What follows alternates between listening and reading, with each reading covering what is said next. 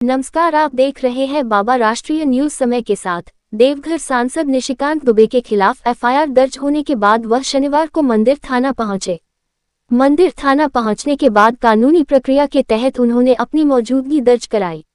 Case मेरे ऊपर किए हैं 20 सेक्शन जो लगाए हैं, उसके आधार पर सेक्शन 41 का जो है इनको नोटिस देना है, 3 बार नोटिस देना है और उसके बाद यदि गिरफ्तारी की कोई संभावना बनेगी तो गिरफ्तारी होगी। मैं भगौड़ा नहीं हूँ। आपको पता है कि दिल्ली से गिरफ्तारी के डर से किस तरह यहाँ के मुखिया भागे। मैं यहाँ का सांसद हूँ और यहाँ की जनता ने 4 बार मुझे चुनाव जिताया और चुनाव इसीलिए जिताया है कि मैं उनके लिए संघर्ष करूँ और उनके लिए मैं तभी संघर्ष कर पाऊँगा जब मैं कानून का पालन करता हूँ। ये 51वां केस है मेरे ऊपर, मेरी पत्नी के ऊपर। इस केस में भी आपको पता है कि मेरा बड़ा बेटा जो है वो भी संलिप्त है, उसके ऊपर भी एफआईआर है। मेरे भाई के ऊपर, पिताजी माताजी के ऊपर।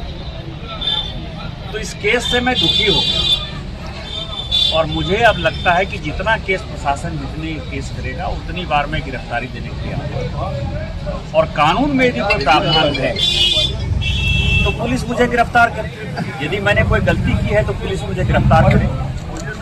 लेकिन इस बीच में मैं आपको एक और जानकारी दे दूं कि सांसद हूं तो कानून ने कुछ सुरक्षा दी हुई है। संविधान की धारा 105 के अंतर्गत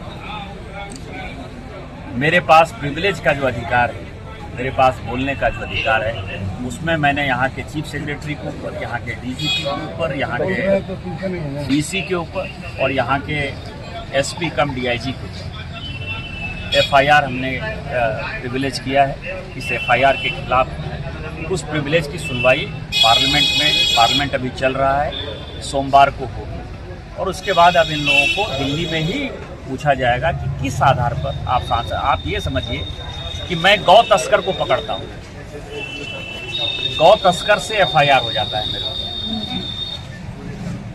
कानून ये कहता है कि गाय यहाँ से नहीं ले जा सकती। मैं सुरक्षा कमेटी का इंचार्ज हूँ। ट्रैफिक जो एडवाइजरी कमेटी है, सुरक्षा सड़क सुरक्षा कमेटी, उसका भारत के संविधान ने मुझे दिया हुआ है अधिकार। आरएसएस के जो है विभाग प्रचारक पकड़ाते हैं, मैं उनको बचाने के लिए जाता हूँ, मेरे ऊपर एफआईआर हो जाता है।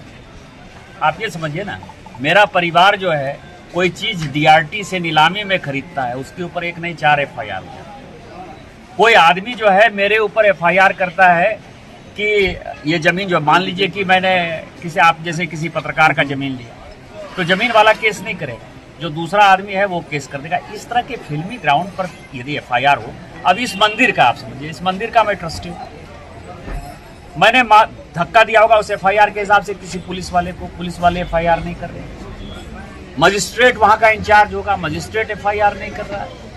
एक आम आदमी जिसको कि कोई जजमान नहीं है, इलीगल आदमी है, वो गर्भगृह में घुसा हुआ अवैध आदमी, पंडा धर्मरक्षिणी का वो पदाधिकारी भी नहीं, और उसके आधार पर आप एक अवैध आदमी के आधार पर मेरे ऊपर एफआईआर कर देते हैं। यदि वो कहता है तीर्थ पुरोहित है तो मैं भी तीर्थ पुरोहित हूँ। तीर्थ पुरोहित यहाँ ऐसे बनता है जैसे कानकुब्ज, जैसे ऐसा नहीं है कि कोई पंडा, मतलब कि मैथिल ब्राह्मण यहाँ के पंडा होंगे, यहाँ के कानकुब्ज भी पंडा है, तो मैं कानकुब्ज हूँ, वो भी पंडा है। यहाँ जो गवाली पूजा में चंदा देता है वो तीर्थ पुरोहित है। 3 साल जो किया वो पंडा धर्मरक्षिणी का वोटर है। मैं 7 साल से चंदा दे चुका। अगला जब चुनाव होगा पंडा धर्मरक्षिणी का तो मुझे हर हालत में उनको वोटर बनाना होगा, तो मैं उसका भी वोटर हूँ। आप ये समझिए किस आधार पर आप जो है मेरे में और एफआईआर कर्ता में क्या है। दूसरा कहता है कि धार्मिक भावना भड़काया, धार्मिक भावना भड़काया। वो भी हिंदू, मैं भी हिंदू, वो भी ब्राह्मण, मैं भी ब्राह्मण।